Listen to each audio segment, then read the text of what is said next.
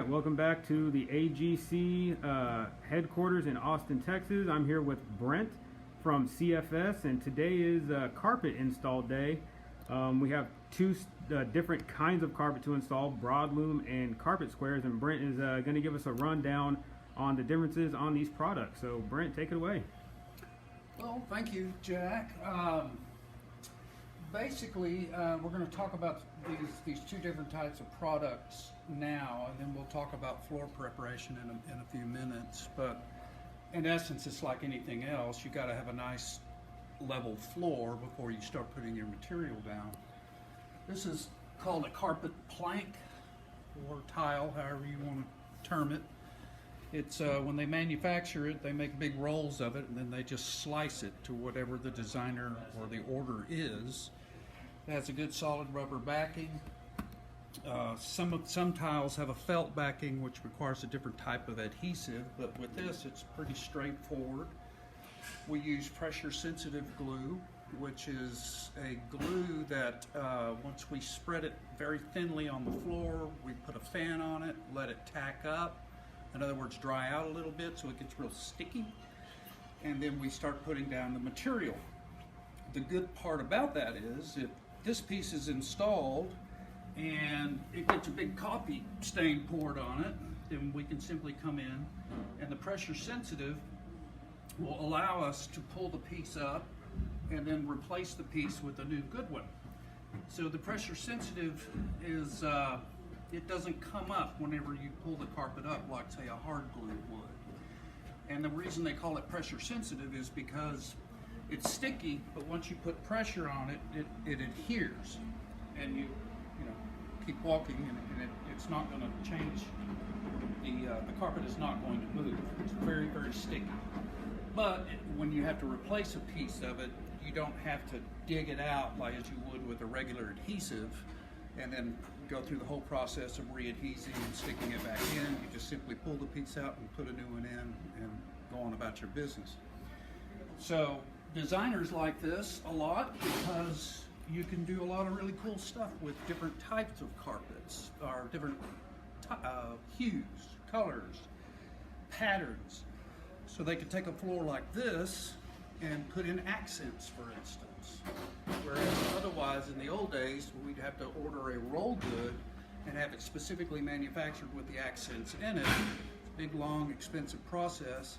And now they can pick and choose where they put the accent pieces. For instance, they could put a red piece of carpet tile every 6 feet or something if they wanted to kind of jazz it up a little bit. So it gives the designers an option to design. And that's pretty much it for carpet tile. And you mentioned rolled good, so that'd be more of a broadloom carpet, which is what we have up against the wall here. Which is what we have over here, and this is going to be used on the stairs. Now, as you can see, they manufacture this at the same time they manufacture this, except with the carpet tile, they go ahead and put a rubber backing on it. So you have your cushion and your carpet all in one deal. When they manufacture this, they don't put the rubber on it. So this backing is it's a loose glue backing, and it's designed to be glued directly down onto whatever surface you're going to put it on. Usually it's concrete. So since this is stair carpet over here, we would use a contact cement. And basically it's like what you use in school, like rubber cement, except it's a much more professional way of doing it, but in essence that's what it is.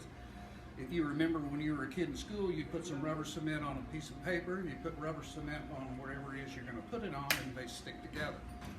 And they just never come off. It's the same theory here, and the reason it's important is because of the edges of the carpet. We want these edges to be nice and clean and not have a bubble here, right? So we'll come in and smear a bunch of contact cement down about 5 or 6 steps, something workable where the installer can maneuver around it. So we'll cut like a, 5-6 foot piece, spread the contact cement on the concrete, spread it on the carpet, and then you just start putting it in. And so as the two glues stick together, it holds its form. So that way when you bring it down, I don't know if you can see it from over there, when you bring it down the riser to the step, you have a nice clean edge. And the problem is if it's not done correctly, this will tend to bubble up. And that's why we have to use the contact cement as opposed to any other type of adhesive. And so, you know, the idea is this is called a waterfall installation.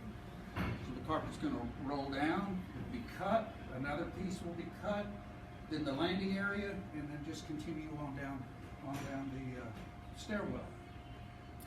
And that's for this particular installation.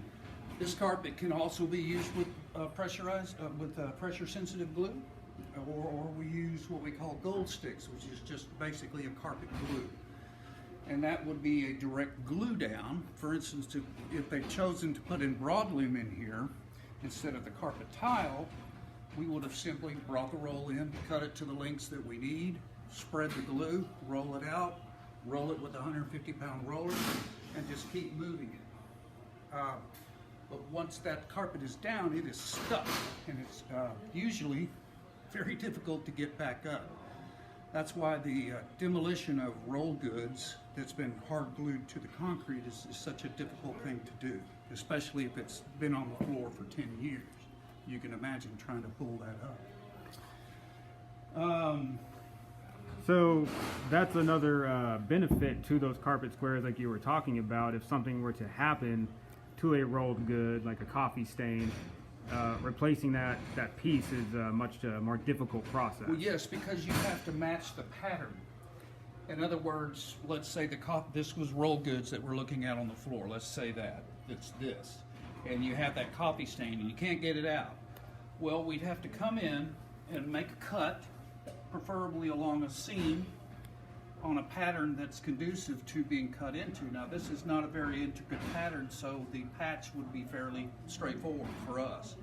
If it was a very complicated pattern, like with flowers or some of the more expensive ballroom type carpets, then you're talking about a patch that's a whole big different story, because first of all, we would have to have a corresponding piece that would fit perfectly in here and match the pattern, if it were a more floral design or something of that nature.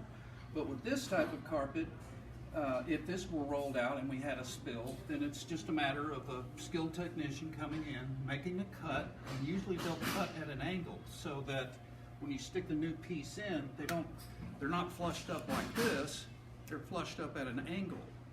And that way you don't see the seam. That's the whole trick and the whole skill of the carpet installer, is being able to patch a roll good that's on the floor without you ever even noticing that it was there. You know, you walk right by it and it fits in everywhere. Which brings up another point. If you're looking at this carpet tile, this is an excellent installation, in my opinion. The reason why is because you can't really see the seams unless you're looking for them, or unless the light is really right on it and you can see the seams. Carpet tile should look virtually seamless if it's done right and if the pattern is conducive to it. Some people like to have a pattern that shows the seams. It just strictly depends on the architect and the designer and the owner and what look that they want. So again, I stand in here and I look at this and I go, this is top-notch work, in my opinion. And I agree. So, and again, the trick is, can you see the seams or not? If you can see the seams, were you supposed to be able to see the seams? If you weren't, and you can see them, that's not a good installation. We have to come back in and tuck it up and fix it. But again, because it's tiles on pressure-sensitive glue, it's a pretty easy fix. So the guys will put in these pieces and roll it with a 100 or 150-pound roller to flatten up so that all the edges basically look crisp, or not crisp, but you can't see them. So a carpet tile that has seaming issues is usually very easy to fix. And the reason the seams are visible, well, it could be because the temperature, maybe the carpet was cold when it was put in and then it got warmed up and it started pulling away, and vice versa. If it came in warm, was put into a cold environment, either way, it's going to shrink or change form over time. and so the seams will start appearing. So that's why it's extremely important to roll the carpet tile once we put it on. Excellent. Well, thanks for the information, Brent. I really do appreciate it. Sure.